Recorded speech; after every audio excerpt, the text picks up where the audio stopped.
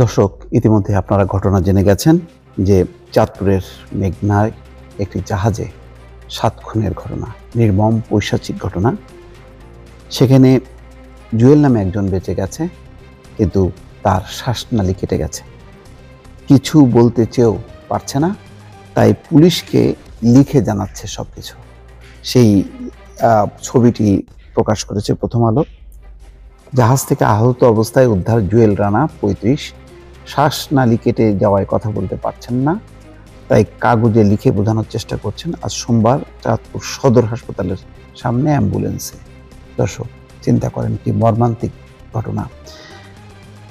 এখানে খবরে বলা হচ্ছে চাঁদপুরের মেঘনায় সারবাহী জাহাজ থেকে আহত অবস্থায় উদ্ধার ফরিদপুরের জুয়েল রানা ঘটনার বিষয়ে নৌপুলিশকে কিছু একটা বলতে চেয়েছেন, কিন্তু শ্বাসনালী কেটে যাওয়ায় তিনি হাতে লিখে সেটি বলার চেষ্টা করেন।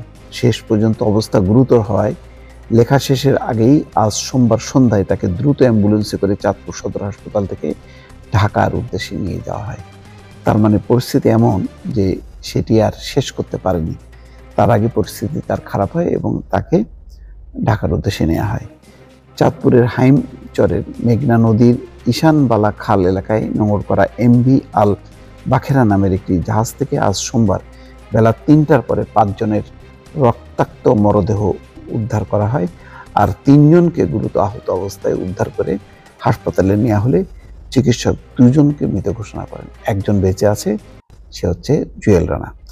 চাঁদপুর নৌ থানার ভারপ্রাপ্ত কর্মকর্তা বলছেন, আমরা আহত জুয়েলের সঙ্গে কথা বলার চেষ্টা করেছি, কিন্তু তিনি কথা বলতে পারেননি। শুধু একটি কাগজে তার নাম আর একটা মুঠোফোন নম্বর দিয়ে যান, আর শেষ দিকে আমি লেখার পর অ্যাম্বুলেন্সটি চাঁদপুর থেকে চলে যায়।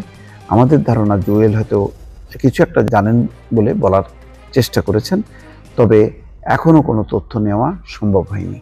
কি আশ্চর্য ব্যাপার, একজন বেঁচে থাকলেও তারপরেও সে কিন্তু বলে যেতে পারলো না, পুলিশকে লিখতে পারলো না যে কি ঘটেছিল বা কারা এই ঘটনার জন্য দায়ী, নেপথ্যে কারা আছে। এদিকে ঘটনাস্থল পরিদর্শন শেষে সন্ধ্যায় চাঁদপুরের অতিরিক্ত পুলিশ সুপার সুদীপ্ত রায় বলেন, তারা ওই জাহাজে গিয়ে ৫ জনকে ৫টি কক্ষে রক্তাক্ত অবস্থায় মৃত পান। জাহাজে গিয়ে ৫ জনকে ৫টা কক্ষে রক্ত অবস্থায়, তার মানে ৫ জনকে ওই আলাদা আলাদা কক্ষে নিয়ে তাদের হত্যা করা হয়। বাকি ৩ জনকে জাহাজের বিভিন্ন স্থানে রক্তাক্ত আহত অবস্থায় জীবিত মনে হয় দ্রুত ২৫০ শয্যার চাঁদপুর সরকারি জেনারেল হাসপাতালে পাঠানো হয়, কিন্তু হাসপাতালে নেওয়ার পর ২ জনকে মৃত ঘোষণা করা হয়। ভাগ্যক্রমে শ্বাসনালী কাটা অবস্থায় জুয়েল নামের একজন স্টাফ এখনো বেঁচে আছেন, তাকে উন্নত চিকিৎসা দিতে ঢাকা মেডিকেল কলেজ হাসপাতালে পাঠানো হয়।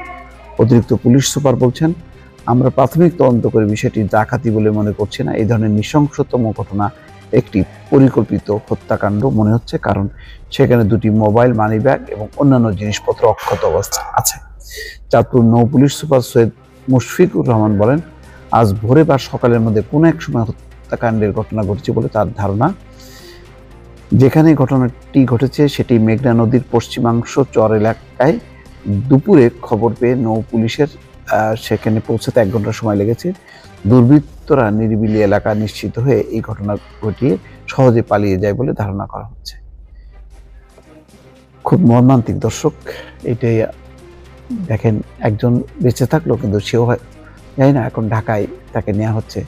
যদি বেঁচে থাকে হয়তো পুলিশকে সাপোর্ট করতে পারে, আর যদি জানি না, যেহেতু আশঙ্কাজনক অবস্থায় আছে, যদি মারা যায় তাহলে পুলিশকে এই রহস্য উদ্ঘাটন করতে যথেষ্ট পরিমাণ পেতে হবে। দর্শক, ভালো থাকবেন, আল্লাহ হাফেজ।